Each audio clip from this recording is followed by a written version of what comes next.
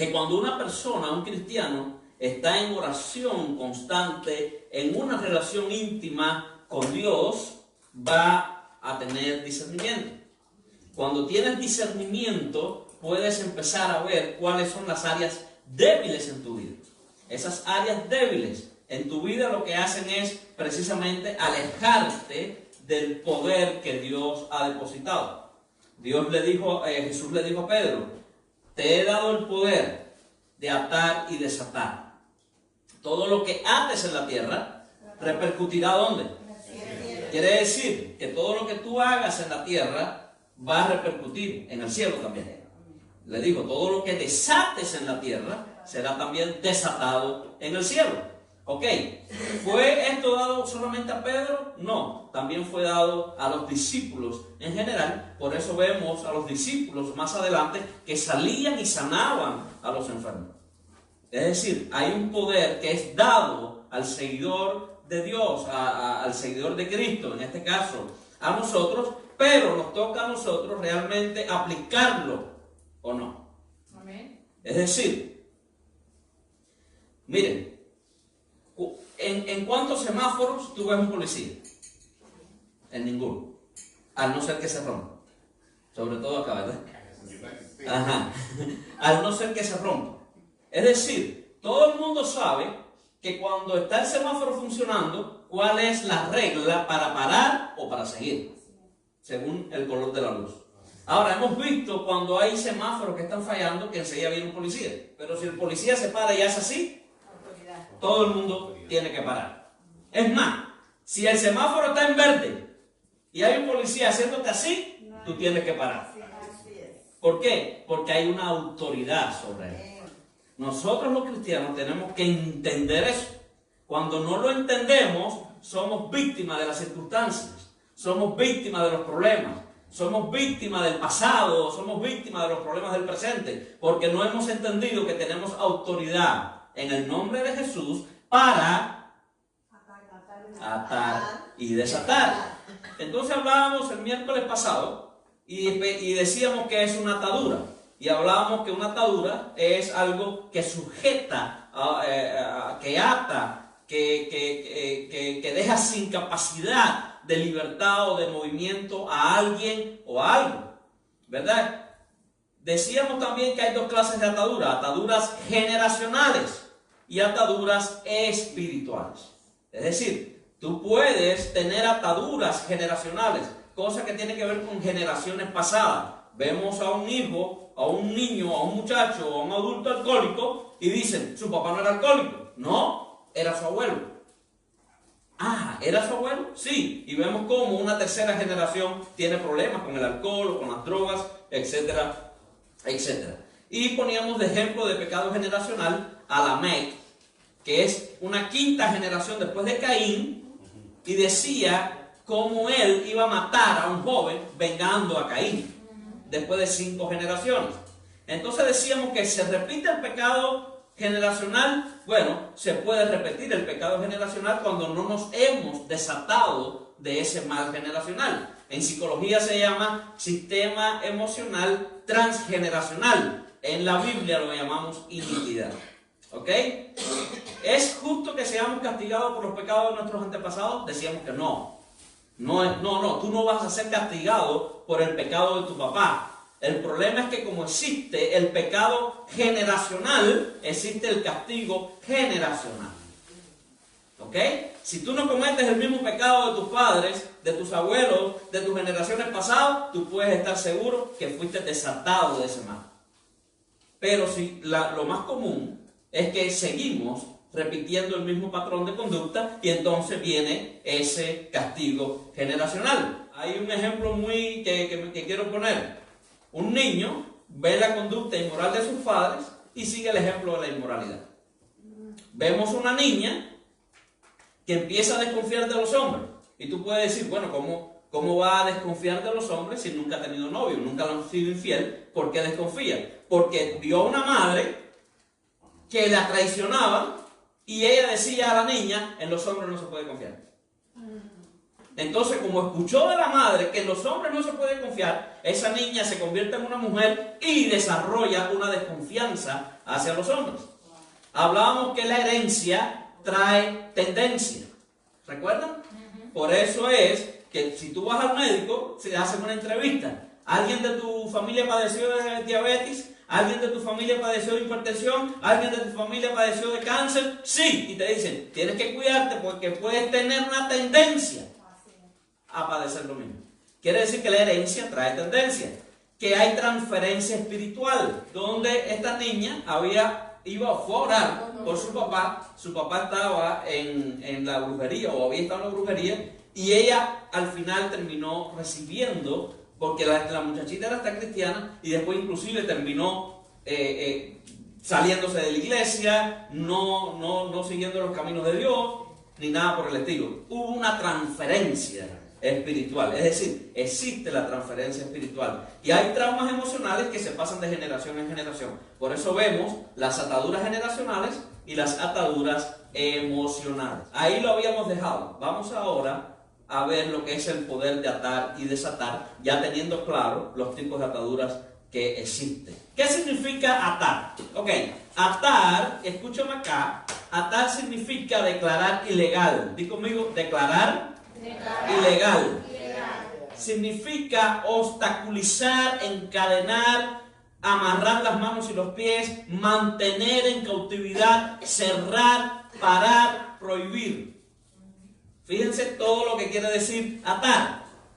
Por ejemplo, si tú coges un caballo o un perro y lo amarras, le pones una correa, realmente tú lo que estás es precisamente atando, ¿ok? Jesús estaba explicando que le había dado este tipo de autoridad ¿a quiénes? A los discípulos. Es decir, autoridad que impide que el enemigo pueda obrar. Ahí tú te preguntas, ¿qué enemigo? Yo creo que no te lo tengo que aclarar. ¿Ok? Jesús le había dado la autoridad a los discípulos ¿de qué cosa? De declarar ilegal, de encadenar, de obstaculizar, de amarrar las manos y los pies, de mantener en cautividad, de encerrar, de parar y de prohibir a Satanás. Esa fue la autoridad que fue delegada a ti. Ahora, todo aquello, escúchame acá, quiero que te lo grabes en tu mente. Todo aquello que toleres no lo puedes atar. ¿Me dicen amén? Amén. Te lo voy a volver a repetir. Todo aquello que toleres no lo puedes atar. Hay personas que dicen, yo quiero atar a un hijo rebelde, o la rebeldía que vive en él, mejor dicho. No podemos atar a las personas, sino al espíritu que puede influenciar a una persona. Yo quiero atar el espíritu de rebeldía, pero le toleras la rebeldía. No sirve de nada.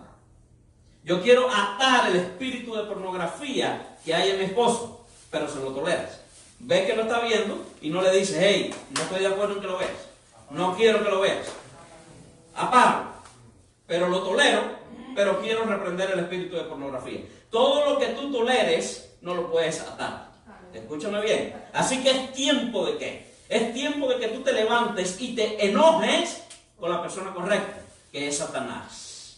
Tenemos que enojarnos con Satanás. Tenemos que enojarnos con el cáncer. Tenemos que enojarnos con cualquier enfermedad, diagnóstico que nos quieran dar. No toleres nada que viene a causar daño a tu vida, porque todo aquello que toleres no lo vas a atar.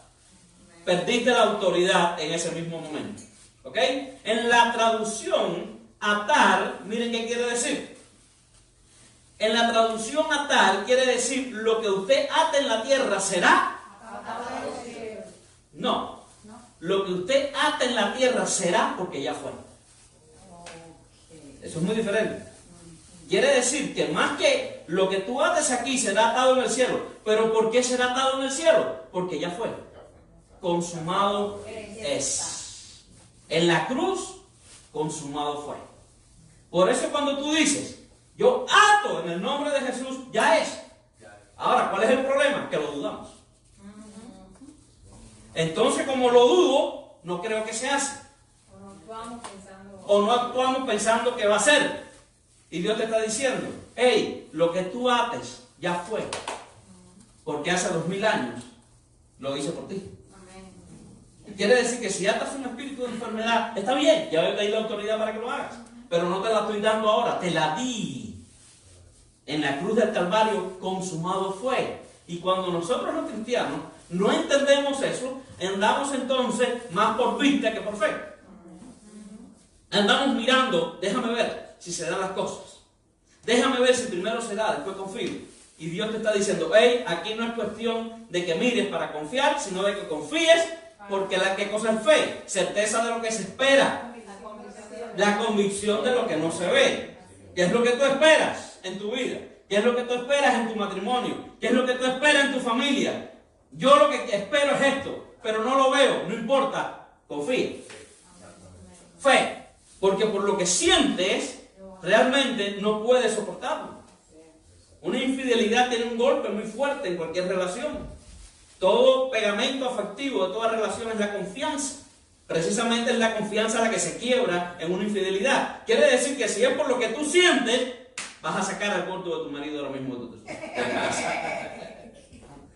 Así que no te fijes tanto en lo que tú sientes, porque lo que estás sintiendo ahora mismo es enojo, es odio, es tristeza, es falta de perdón, rabia, exactamente. ¿Y cómo tú soportas eso? Entonces yo le decía, lo único que te toca apelar es la fe. Es la fe de que entonces sí va a ser posible una restauración en el matrimonio. Pero aquí tienes que aplicar mucho la fe.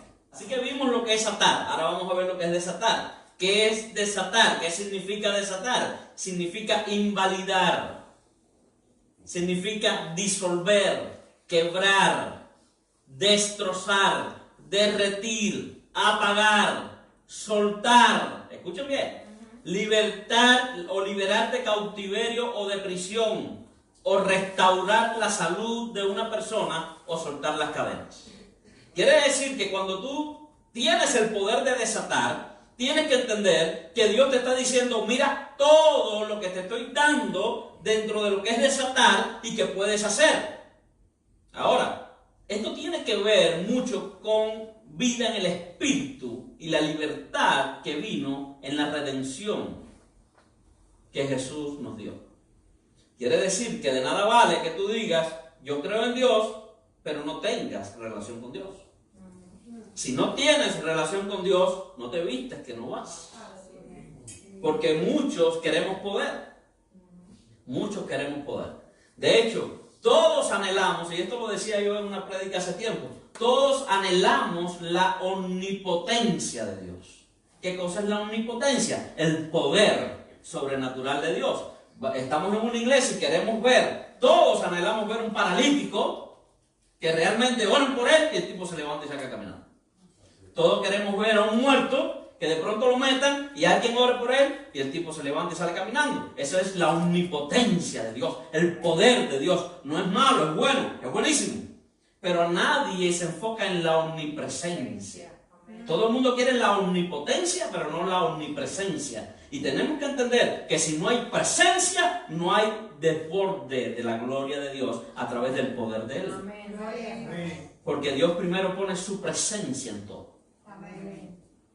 Primero en Génesis decía, y el Espíritu de Dios se movía sobre la faz de las aguas. Es decir, ahí estaba la presencia de Dios. Después que está la presencia, entonces Dios dice, hey, vamos a poner orden. Vamos a poner orden. Está tu vida desordenada y vacía, y fue la luz. Dios dijo, sea la luz sobre esta persona, y va a ser la luz. Es decir, va a venir después el poder sobrenatural de Dios a influenciar en tu vida o a verlo como de forma palpable. Puedes verlo, sí, cómo no. Algunos de nosotros hemos experimentado el poder de Dios a través de visiones, a través de sueños, a través de sanidades, a través de liberación. Lo hemos visto, podemos decir que lo hemos palpado, ¿cómo no? Entonces, liberación de ataduras espirituales. Vamos ahora a ver lo que es una atadura espiritual. ¿Qué es una atadura espiritual? Es una influencia satánica en nuestra vida. ¿Adquirida de qué forma? Bueno, a través de prácticas pecaminosas o idólatras, ya sea de nosotros o de generaciones pasadas.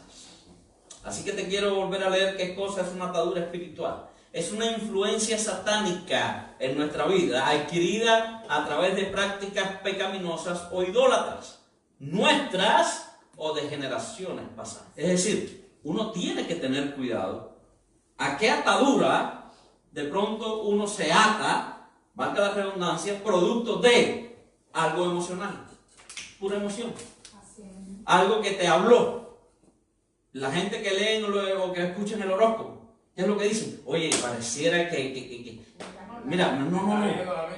Sí, pareciera que me están leyendo la mente. Entonces eres cristiano, pero inclina tu oído. O viene alguien y te dice, te voy a leer las cartas. Y tú dices, bueno, a ver qué es lo que dice. Cuidado. Porque ahí estás abriendo un portal al infierno. ¿A quién le está dando autoridad? Exactamente. Aunque seas cristiano, ¿ok? No puedes jugar con eso. Y tenemos que tener cuidado. Ok, hay que renunciar entonces a las obras de Satanás. Porque entendamos que el mundo espiritual funciona a través de normas legales también. Quiere decir que si, como los mismos ejemplos que puse, tú puedes estar en la iglesia y te aseguro que la cobertura que está en este lugar es del Espíritu Santo de Dios, es Dios. La omnipotencia, la omnipresencia de Dios está en este lugar. Yo no lo dudo. Hay vallado de ángeles que están alrededor de este lugar. Por eso tú sales y vas a ser acompañado por vallado de ángeles hasta un momento. Porque cuando tú dices, voy a entrar a un club, los ángeles van a decir, ¿ok? Te espero en la esquina. Pero yo no voy a entrar ahí. ¿Por qué?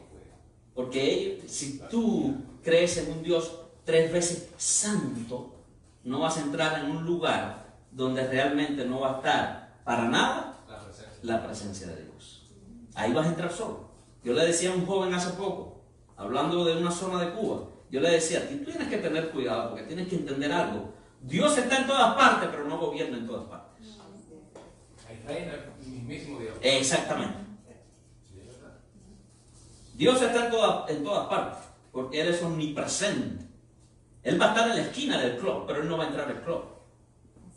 Porque ahí no gobierna Él. Hay leyes. Hay leyes. La policía de Hialeah no puede hacer nada. Exactamente. El policía de Hialeah no puede ir al Miccosukee y decirle, vengo a arrestar a ese que está ahí. Van a decir, aguanta ahí. Este es mi... Exactamente, esta es mi jurisdicción, mi territorio. Aquí lo hago yo. ¿Ok? ¿Dónde está? Yo voy y lo cojo. Así mismo funciona. Así mismo funciona. Entonces tenemos que tener siempre cuidado de qué áreas podemos pasar que realmente lo que hacen es meternos en otra cobertura. Tenemos que renunciar a eso. A través de ciertas prácticas le entregamos a Satanás entonces el derecho para influenciar en nuestra vida.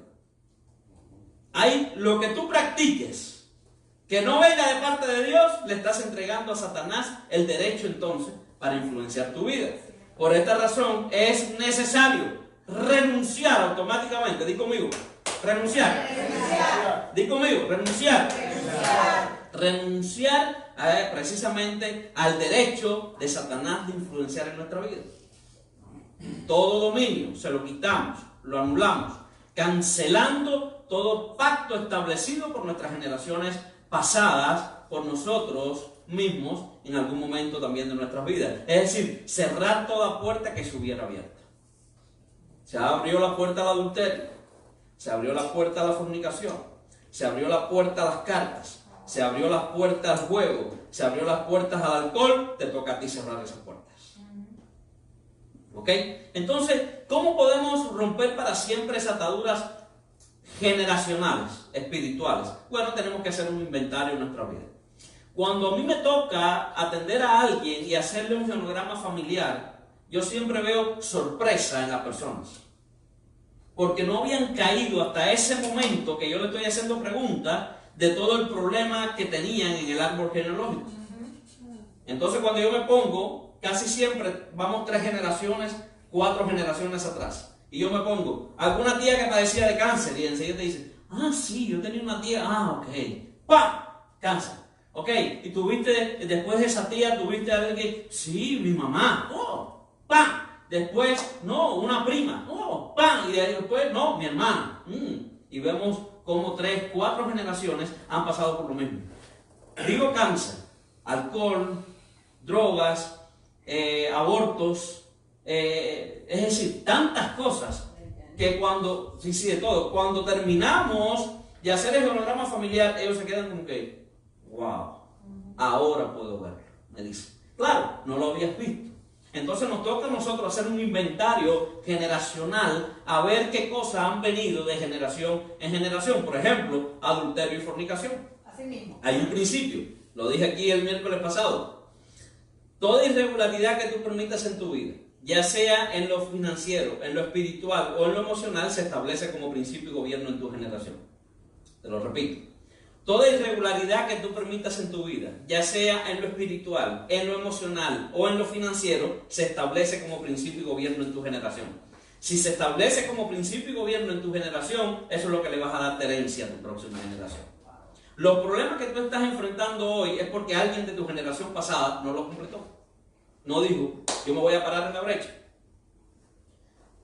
Yo me voy a parar en la brecha, yo no me voy a divorciar, yo voy a rescatar mi matrimonio. ¿Qué hicieron nuestros padres? Divorcio. No resolvieron el problema. Se lo pasaron a la próxima generación. Y ves cómo tu generación ahora enfrenta divorcio también. O ha pasado ya por divorcio. Un padre alcohólico. El hombre no quiso detenerse. El hombre no dijo, bueno, voy a parar aquí, voy a entrar a un centro de rehabilitación, pero no voy a seguir con este alcoholismo, sino que siguió. ¿Por qué? Porque pensó así. Total, esto lo estoy haciendo yo. Yo pago las consecuencias. Mentira. Nunca él va a terminar de pagar todas las consecuencias. O una de las grandes consecuencias, precisamente, pasárselo a su otra generación. Y vemos como hijos pasan por algún tipo de adicción. De pronto no es adicto al alcohol, pero sí es adicto a la pornografía. O si es adicto al juego. O si es adicto al trabajo. Así es. Claro, ojo con esto. Se hereda lo bueno y se hereda también lo malo. Fíjense cómo generaciones atrás pueden influenciar todavía las generaciones de hoy, tercera, cuarta y quinta generación. Entonces debemos ver, hacer un inventario personal, por ejemplo, adulterio y fornicación, cómo estoy en esa área, afición a juegos de azar, cómo estoy en esa área, me inclino a jugar, me inclino a veces de vez en cuando, vamos a jugar la lotería porque está en 400 millones, son 400 millones. Y entonces te inclinas ahí un poquito al alcohol, a la hechicería, astrología. Me gusta escuchar lo que es Piscis, lo que es Acuario, Dios reprenda al diablo, lo que es la brujería, drogas, nueva era, hipnosis, la ouija, leer cartas, meditación. Exactamente. Entonces, tenemos que entender algo. Proverbios 26:2 dice: así la maldición sin causa nunca vendrá. Aquí nos lo responde realmente Proverbios 26, que tú no heredas la maldición de tus padres sin una causa. Es porque tú sigues de una u otra forma el patrón de ellos. Así que yo tengo que pedir discernimiento para ver en qué área yo estoy estancado. Es tu responsabilidad. Tú tienes que decir en qué área de mi vida yo estoy estancado. De pronto en lo económico. No logro pararme en lo económico. No logro ahí fortalecerme. Yo tengo que ver si ese estancamiento tiene que ver con una generación también pasada. Pero puede haber dureza en el corazón por varias generaciones de esa misma familia. Entonces nos toca a nosotros hacer un inventario y ver en qué área donde estamos estancados. ¿Por qué? Miren por qué. Porque donde no veo, yo no puedo edificar un futuro. Escúchame bien. Donde no veo, no puedo edificar un futuro. Toda área invisible u oscura impide mi movilidad. Te lo voy a volver a repetir. Donde no veo, no puedo edificar un futuro.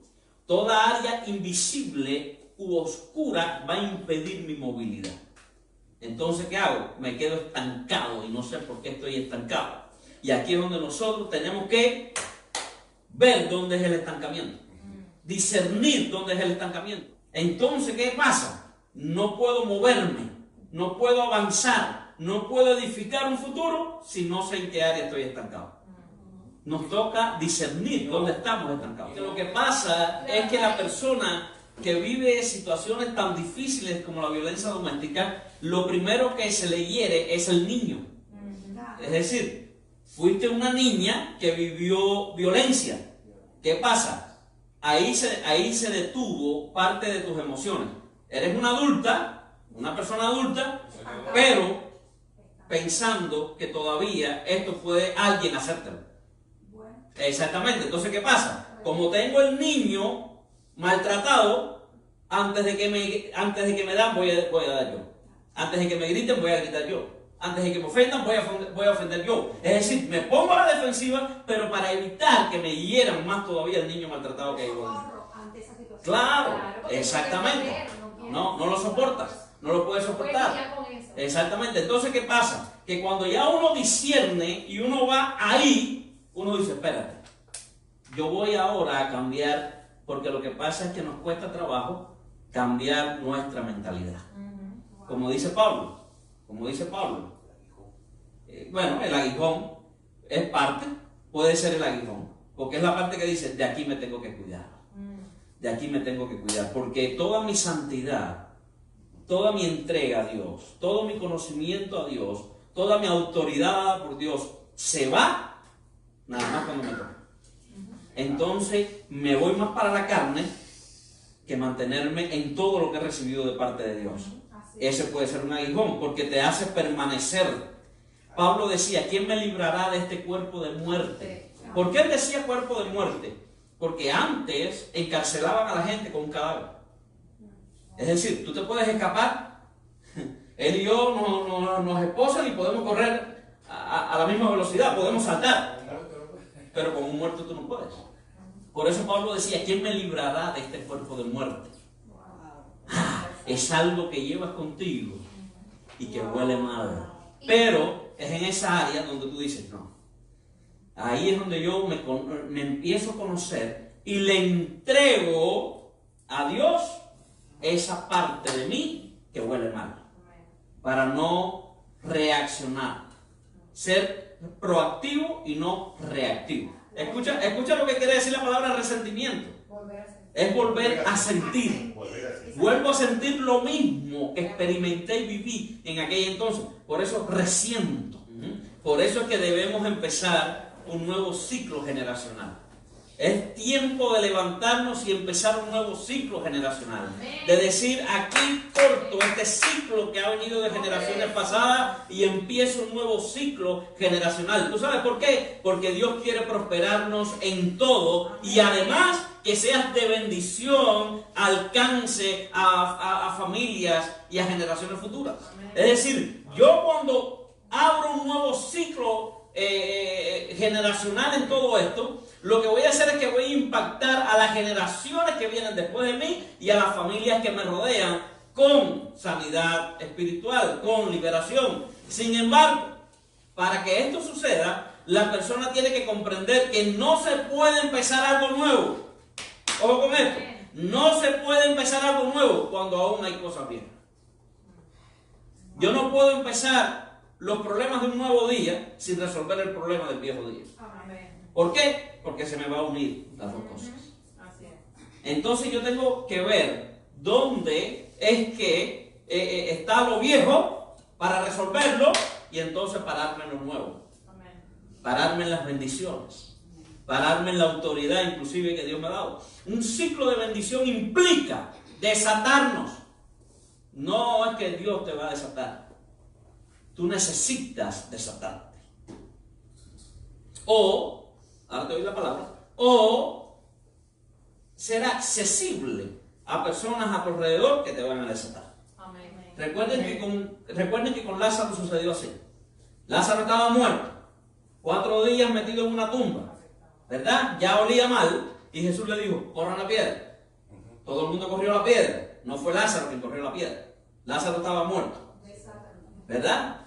Y le dijo, Lázaro, sal. Es decir, ni Jesús se metió a cargarlo. Le dijo, Lázaro, sal. Ahora, Lázaro salió con trabajo, porque él estaba vendado, ¿verdad? Así que él salió brincando, con trabajo. Pero obviamente, cualquiera que está en una tumba y resucita, quiere salir de ahí. Él salió. Y aquí entonces, ¿dónde está el misterio? Jesús le dijo a la gente que estaba ahí, desatadle y déjenle ir. Lázaro no se pudo desatar por él mismo, pero sí había gente que estaban autorizados para desatarlo. Entonces, cuando yo dejo de levantar barreras y muros, le doy permiso a que Dios le diga a la gente que está a tu alrededor, hey, desátenla y déjenla ir.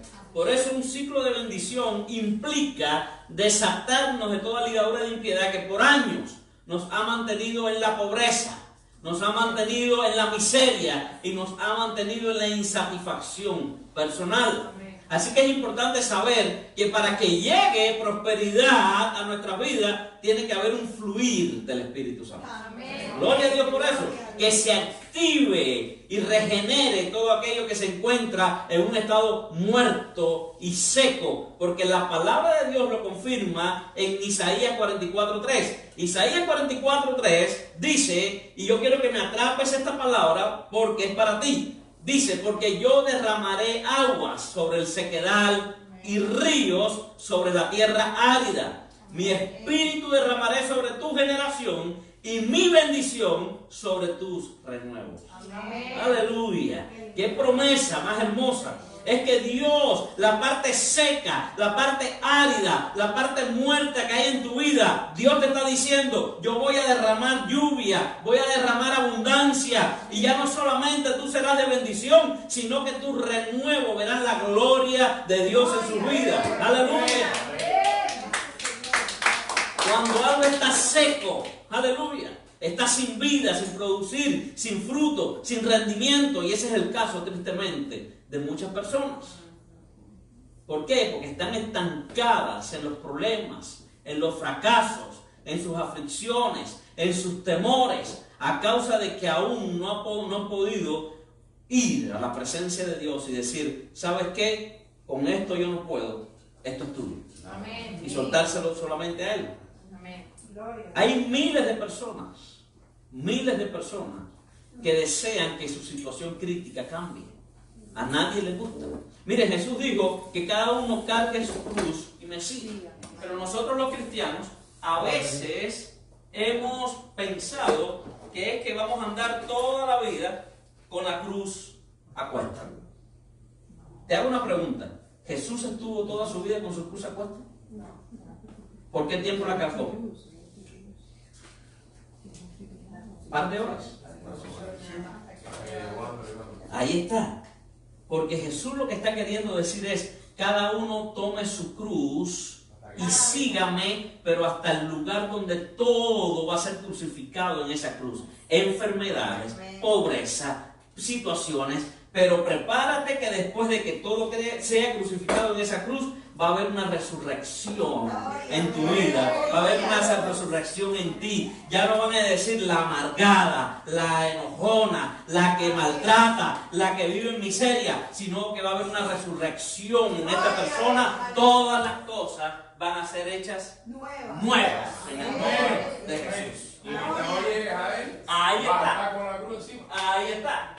Vas a demorar todo el proceso con tu cruz. Hay que llevar la cruz al Gólgota y crucificarlo ahí. Amén. Ahora, hay otros factores que influyen a la hora de no alcanzar el éxito personal. Número 1, mantener una postura pasiva. Hay personas que son muy pasivas. No, tú no puedes ser pasivo, porque tú estás en una pelea. Si no, ¿para qué existe la armadura? ¿Verdad? Si no, la Biblia dijera, todo aquel que quiera ir a la pelea, póngase la armadura si desea. No, todo el mundo tiene que tener la armadura puesta. Si tienes una armadura puesta es porque estás en guerra. ¿Okay? Entonces, las oportunidades buenas de la vida no llegan. ¿Estás conmigo? Amén. Las oportunidades buenas de la vida se crean. A nadie le llegan oportunidades buenas, porque hay muchas personas que han tenido oportunidades buenas realmente delante y no han hecho nada. Hay personas que se han ganado la lotería, 200 millones de dólares, y en un par de años no tienen nada, están de homeless. ¿Por qué? Porque realmente ellos creyeron que el cambio de afuera iba a cambiarlo de adentro. Y no es así. Totalmente. El techo se lo subieron demasiado. Ok. Entonces las oportunidades buenas de la vida no llegan, se crean. Y lo número 2 que influye a la hora de no alcanzar el éxito personal es la cobardía. Di conmigo, cobardía. Es decir, las personas cobardes no tienen la valentía de tomar la decisión. Pero solamente cuando nosotros decimos voy a tomar la decisión de cambiar el curso de mi vida, de entregarle todo a Dios, de rehusar a todo lo que he vivido, entonces que voy a progresar en esta vida. Pero si no tengo la fuerza, si no tengo la actitud, ni tengo la responsabilidad, no voy a asumir el reto que Dios me ha puesto delante. Porque cuando Dios te pone un reto delante, tienes que ser valiente y tienes que ser responsable.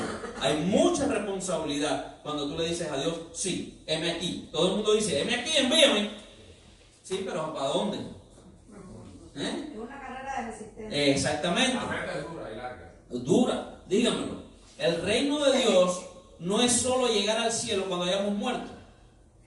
No, es salvación a todo aquel que crea que Dios le puede ayudar y levantar reino aquí en la tierra. Aleluya. Y lo número 3 que te hace de pronto no alcanzar éxito es ser negligente frente a la vida. Hay un dicho popular que dice, la vida es de oportunidades.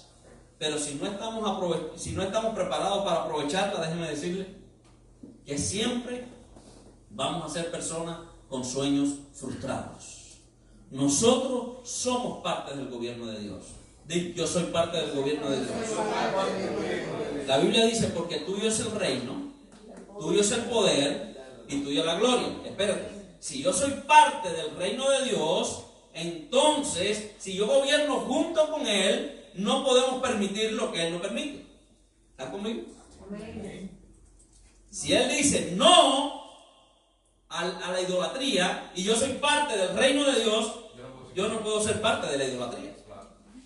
Es decir, si Dios no permite la enfermedad, no la permitas tú.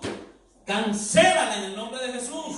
Si Dios no permite la maldición, no la permitas tú. Si Él te dice, yo cancelo toda maldición sobre tu vida, ¿cómo tú la vas a permitir? Te toca a ti entonces cancelarlo, porque Dios no ha perdido nunca una batalla. Así que yo te digo en esta noche, lucha, pelea, arrebata y triunfa sobre el mal tú también. Amén. Amén. No pierdas tu fe. Así es. Porque hay gente que declara y no pasa nada. Más que eso, miren por qué. Miren por qué. Usted puede ser cristiano y creer que está en el gobierno de Dios. Creer que estás en una universidad cristiana. Creer que te han dado un título cristiano de pastor o de lo que sea. Hay algo que te descalifica completamente en este gobierno y se llama, di conmigo, rebeldía. Recuerden que Satanás era un ángel, estaba en el gobierno de Dios, pero la rebeldía lo sacó del cielo. Cuando estás en rebeldía en tu casa, cuando estás en rebeldía en tu trabajo con tu jefe, cuando estás en rebeldía con Dios y en la iglesia donde estás, puedes querer atar las veces que quieras, puedes quererle prohibir a Satanás las veces que quieras, nada va a suceder, porque para prohibir, primero tú tienes que dejar de hacer. Cuando Satanás escucha que le quieres prohibir algo, él te recuerda que solo está haciendo aquello que mismo haces tú. Ay, papá, te acusa. Así es. Rebelarse contra la autoridad. Y entonces cuando tú dices, Satanás, yo te reprendo, Satanás te va a decir, hey, yo estoy haciendo lo mismo que haces tú. Ser rebelde. Así que eres parte del gobierno, dejas de ser del gobierno de Dios. Rebeldía es estar entonces sin autoridad. Perdiste totalmente toda la autoridad si estás en rebeldía. Y ese es el espíritu que viven los demonios. Si yo estoy en rebeldía, ¿cuál es el espíritu entonces que me está influenciando? Para estar en gobierno tienes que estar bajo autoridad. Escúchame bien. Para tú estar en gobierno tienes que estar bajo autoridad. Si tú quieres trabajar en el gobierno de los Estados Unidos, te aseguro que tienes que estar bajo autoridad. Si quieres trabajar para la policía policía de Miami, tienes que estar bajo autoridad. Maybe no vaya a ser. Exactamente. Tú no puedes ser... Ahora, para estar trabajando en la obra de Dios, en el reino de Dios, te aseguro que tienes que estar bajo autoridad. Porque solamente tú puedes liderar si has estado bajo sujeción. Amén. Los mejores líderes que existen son los que fueron primero sujetos a un líder.